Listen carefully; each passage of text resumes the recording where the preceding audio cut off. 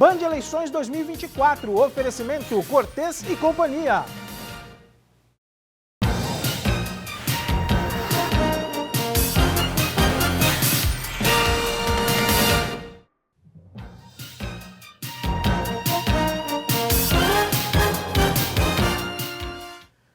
Olá, para você que está na programação da TV Tati Band Litoral, você sabe que a Band sai na frente. Este ano é um ano especial, ano de eleições municipais, e nós estamos com uma série de programas Band Eleições 2024. Convidados que trazem aí a análise do cenário político e também informação pertinente ao que é dito em relação às eleições municipais. Hoje no Band Eleições 2024, a gente vai conversar com José Alonso Beltrani Júnior, ele aqui é juiz eleitoral da Zona Eleitoral de Santos, número 118, e também está conosco aqui nos estúdios Michele Lapa, ela que é chefe também da Zona Eleitoral número 118 de Santos, chefe do cartório, e estão aqui hoje para falar conosco um pouquinho mais e esclarecer algumas dúvidas pertinentes a este assunto que mexe sim com a nossa vida. E você que é eleitor, eu acho que agora é o momento de tirar essas dúvidas. Bem-vindos, muito obrigado por terem aceito o nosso convite e falar um pouquinho ao telespectador da Band, da Tati Band, sobre as eleições deste ano. Um prazer estar aqui com você e eu espero que possamos dar informações que ajudem o eleitor a escolher os seus candidatos e participar das eleições. Doutor, obrigado mais uma vez. A gente que agradece a oportunidade de estar aqui e colaborar para os esclarecimentos que foram importantes aí para a eleição. Olha, eu queria começar o bate-papo hoje falando um pouquinho do eleitor, Michele. Questão de prazos, a gente sabe que muita gente ainda fica naquela questão do será que eu posso, não posso, e prazos para que ele possa não ter nenhuma dívida, vamos dizer assim, com a Justiça Eleitoral. Como é que você faz uma análise para este pleito? Está todo mundo em dia, em porcentagem? Como é que você tem visto o andamento do eleitor em relação à Justiça Eleitoral? Então, o prazo para a movimentação dos eleitores, então, para o eleitor pedir alteração de domicílio eleitoral ou do seu local de votação, inclusive para novos eleitores, ele terminou no dia 8 de maio.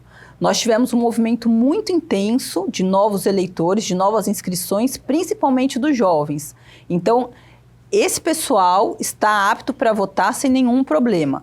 Agora, é importante a gente esclarecer que, ainda que o eleitor tenha deixado de votar em algum turno de eleição, ele pode regularizar isso, ele pode pagar o seu débito, mas ele pode também comparecer para votar, inclusive, ainda que tenha esse registro de ausência. Então, cada eleitor deve verificar a sua situação, pode procurar o cartório eleitoral ou no site do TSE, e estando com a inscrição regular, comparece para votar. Agora, quem não cumprir com a legislação eleitoral tem uma penalidade, né? Sim, se o eleitor deixa de comparecer, porque a votação é obrigatória, então se ele deixa de comparecer para o exercício do voto, ele fica sujeito ao pagamento da multa e não tem equitação com a Justiça Eleitoral. Agora, doutor, vamos falar um pouquinho do pleito, falar um pouquinho da questão da segurança do nosso sistema eleitoral. O que o senhor pode falar? A gente tem aí uma das eleições com urnas eletrônicas, que ainda é visto por alguns, não, mas a urna eletrônica não seria o melhor mecanismo, teria que ser papel e caneta, outros não. A gente tem visto a agilidade, inclusive, que a máquina dá. Eu queria que o senhor explicasse para nós, de fato, a questão da urna eletrônica e essa segurança que dá. Essa é uma preocupação muito grande da Justiça Eleitoral. Todos podem notar que nas inserções na imprensa em geral tem tentado se apresentar explicações a respeito, mas eu ainda sou do tempo da apuração manual, da votação em papel. E quem vivenciou isso sabe da diferença que existe em termos de segurança, não é? Eu me recordo que participei na década de 90 de uma apuração de papel e as discussões que surgiam eram enormes.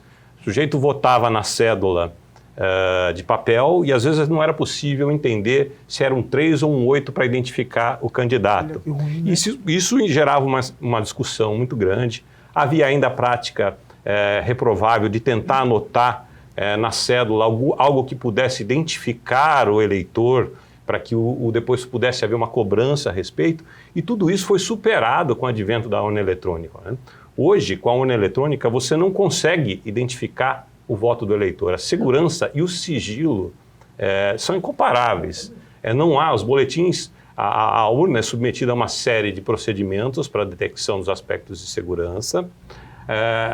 Participam desses procedimentos partidos membros da comunidade civil, Ministério Público, a urna é lacrada. No dia da eleição, o primeiro ato da mesa é emitir um boletim chamado Zerésima, em que se aponta ali que não existe nenhum voto computado.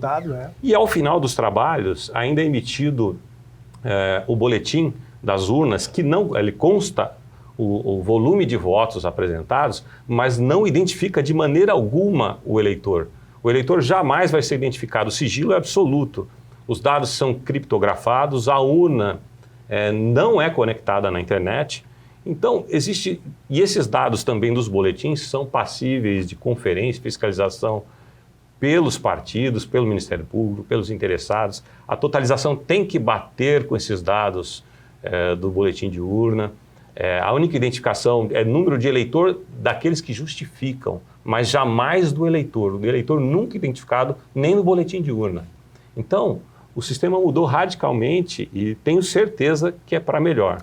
Ô Michele, o doutor falou, né, da Zerésima, e a população, a sociedade civil pode participar, né, dessa questão de análise e ver os testes sendo realizados, até porque aqui na Tati Band a gente já fez, inclusive, reportagens mostrando este trabalho lá do TRE.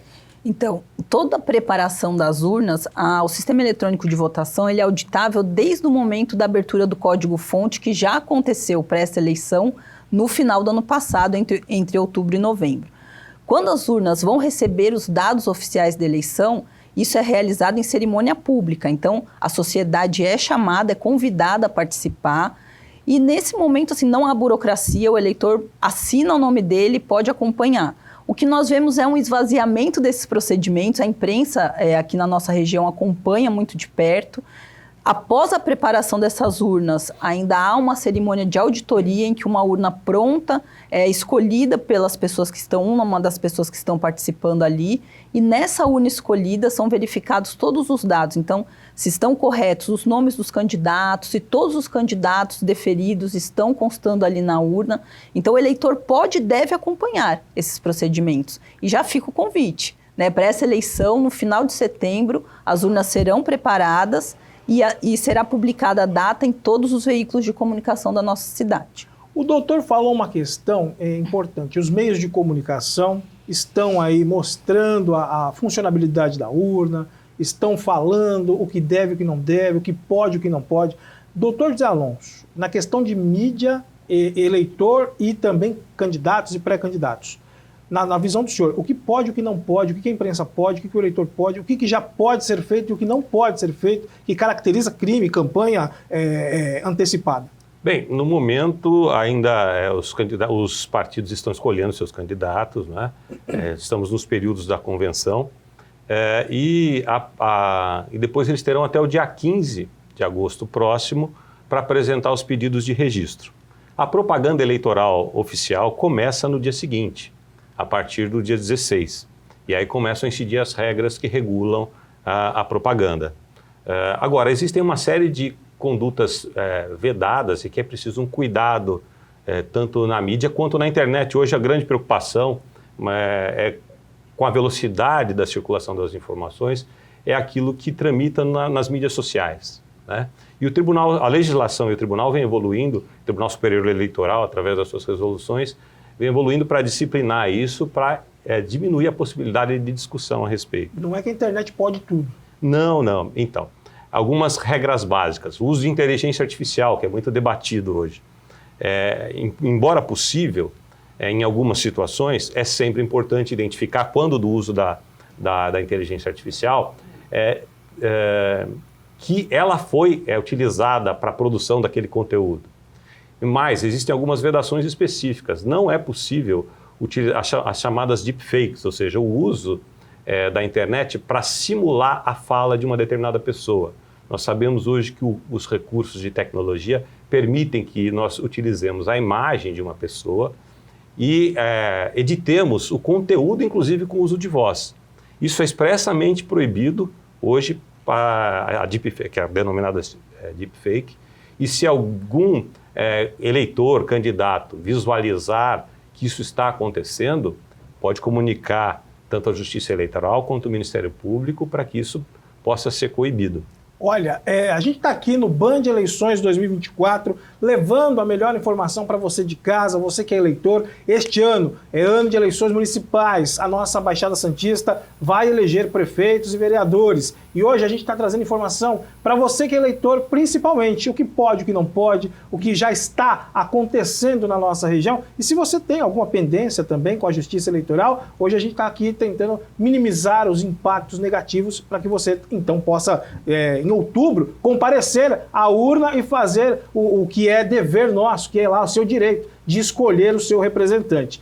O intervalo é rápido, você já sabe, aqui no Band Eleições 2024, na volta, mais assuntos, a gente vai falar de fake news, o combate às fake news e o e-título. A gente está falando de internet aqui, vamos falar também do e-título, que é uma ferramenta que você pode utilizar também na hora da votação. Rapidinho a gente volta com o nosso Band Eleições 2024, o voto você decide aqui.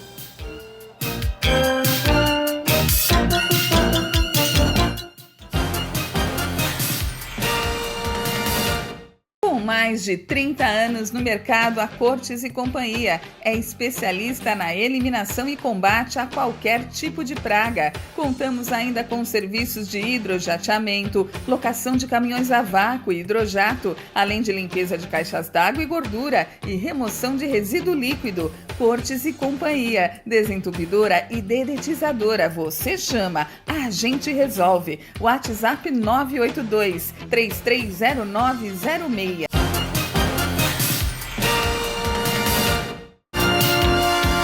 Já estamos de volta, Band Eleições 2024, a Band, a Tati Band sai na frente e traz a melhor informação para você que é eleitor. Ano de eleições municipais. E nós estamos aqui com programas especiais, trazendo esclarecimentos para que você possa ir às urnas em outubro e fazer a melhor escolha. E nós hoje estamos conversando sobre os direitos e deveres do eleitor e também dos candidatos, por que não? Não fogem dessa regra. E aqui no estúdio, nós estamos com representantes da Zona 118 de Santos, Zona Eleitoral 118 de Santos. Michele Lapas está com a gente e também o doutor José Alonso, juiz eleitoral aqui conosco. Falando agora, a gente, nesse bloco, queria que os senhores esclarecessem a questão do eleitor. A gente não pode filmar, não pode levar celular na cabine de votação, né? Mas o e-título está no aparelho. E aí, hoje, muitos, eu não sei a porcentagem, vocês podem até nos esclarecer isso, mas muita gente vai com o celular para a zona eleitoral, para a sessão de votação. E como é que funciona a questão do e-título, a questão do celular nesta hora? Então, o e-título é uma ferramenta muito importante, né? Nós temos hoje, até semana passada, cerca de 35% do eleitorado já com o aplicativo e-título no celular. Por que ele é importante? Porque ele pode servir como o documento de identificação do eleitor. Para os eleitores que já passaram pelo recadastramento biométrico, ele não precisa levar mais documento algum. Só com o e-título no celular, ele consegue ser habilitado para votar. Os eleitores que não passaram pelo recadastramento biométrico ainda não têm a foto no e-título, mas podem baixar o aplicativo.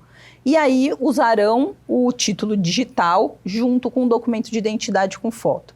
No aplicativo e-título, você tem todas as informações, então sessão de votação, local de votação, inclusive com mapa, rota de acesso ao local de votação e, através do e-título, aquele eleitor que estiver fora do seu domicílio eleitoral no dia da eleição, ele não precisa sair de casa. Com um clique, ele consegue justificar a sua ausência às eleições.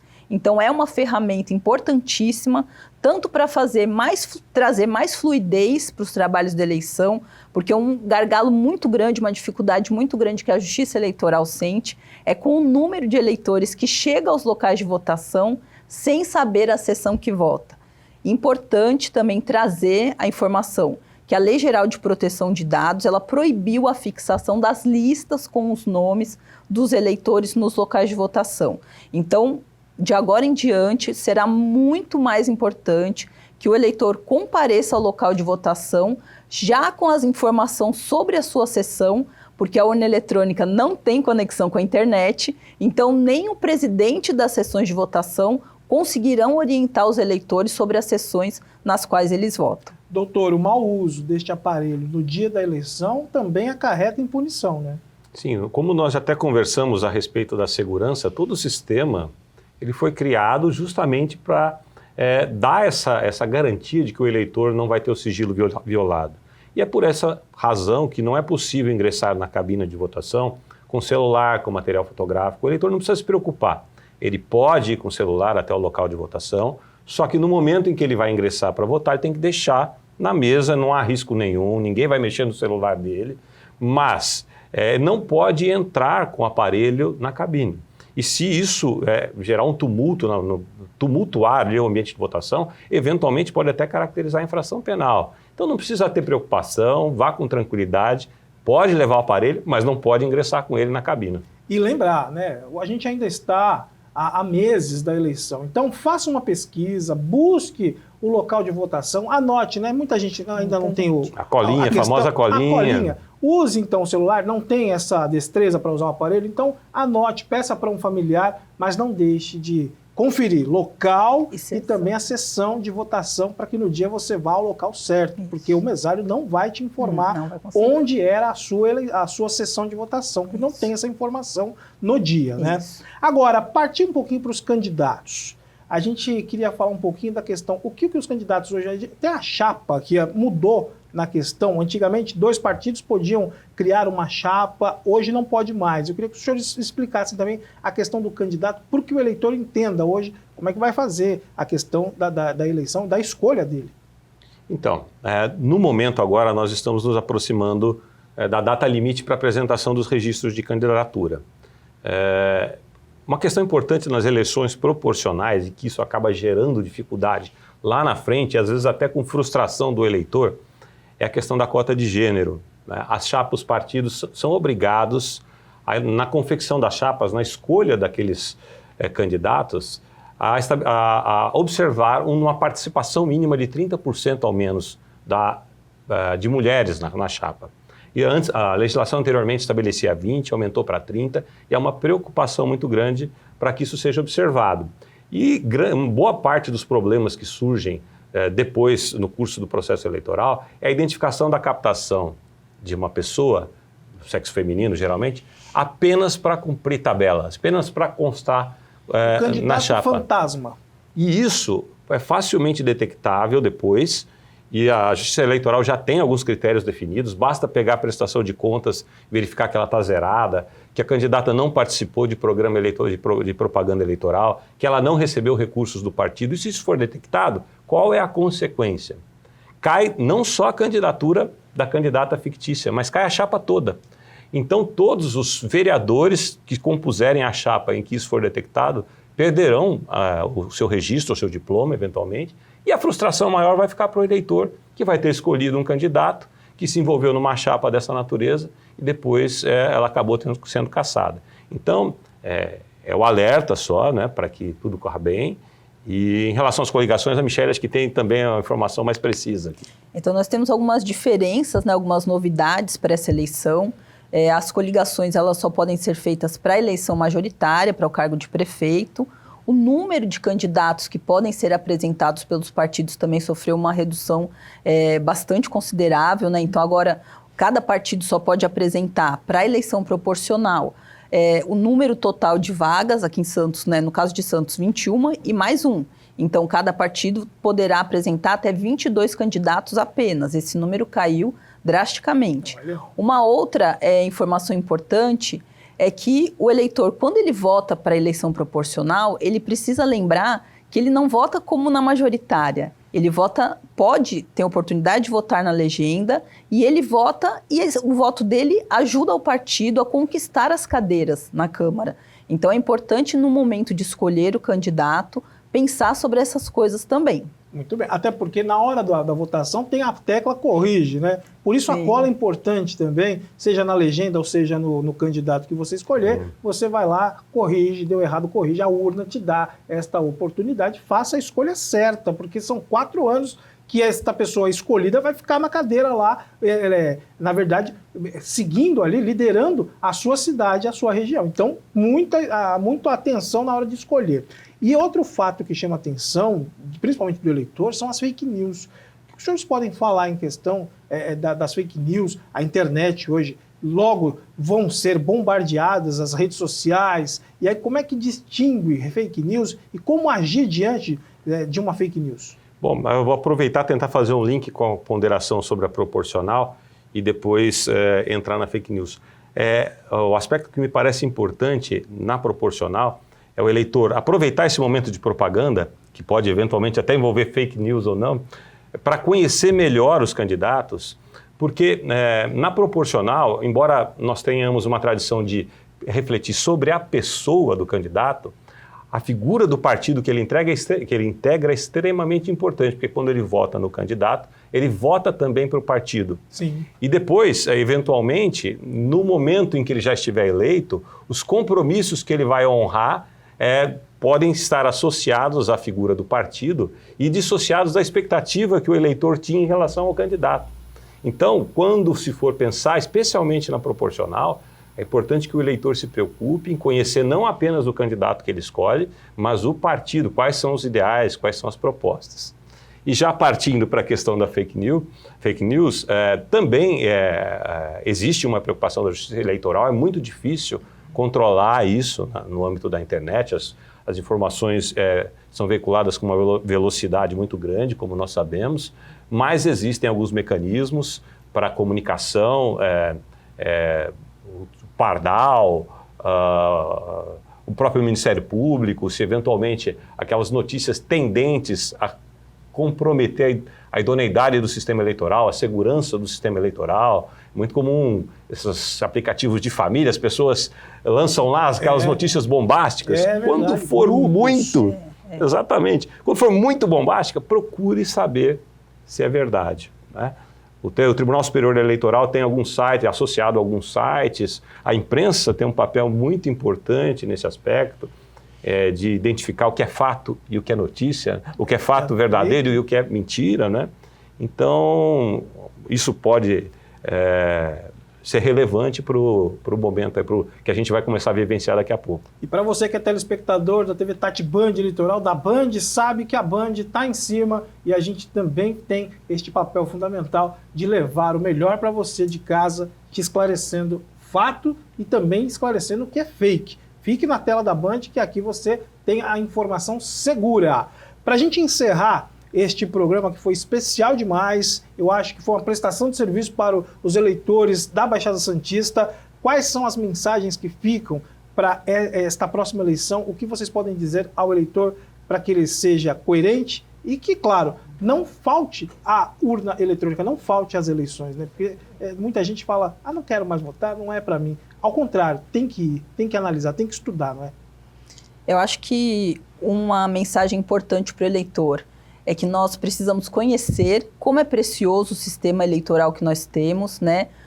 A Justiça Eleitoral, os cartórios eleitorais estão abertos. Se o eleitor tiver alguma dúvida em relação à urna, é importante a participação de cada um de nós, porque democracia é construção, democracia dá trabalho.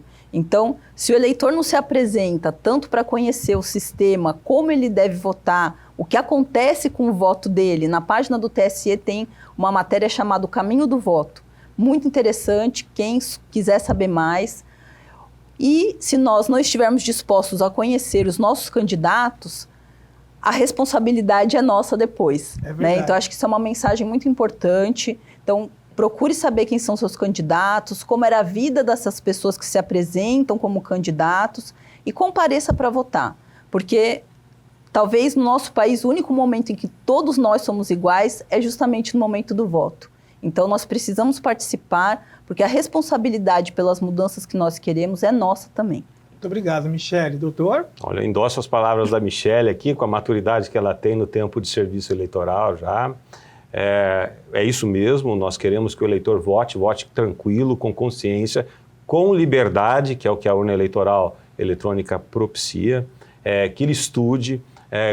Só lembrando rapidamente para finalizar, é possível acompanhar as informações que o candidato presta sobre o seu patrimônio e ele tem que prestar contas periódicas no curso do processo eleitoral. É possível consultar isso no site do TSE, é possível, com alguma busca lá, tem instruções mais específicas, para que ele conheça bem o eleitor, conheça bem, possa fazer uma escolha consciente e o processo caminhe com tranquilidade, que é o que a gente espera. Olha, muito obrigado pela presença de vocês aqui no Band Eleições 2024. Que tenhamos, então, uma eleição tranquila e coerente mais uma vez. Obrigado, até a próxima. E assim a gente encerra o nosso Band Eleições 2024. E olha, muito obrigado pelo carinho, muito obrigado pela sua audiência. Você já sabe, Band Eleições 2024. O voto, você decide aqui.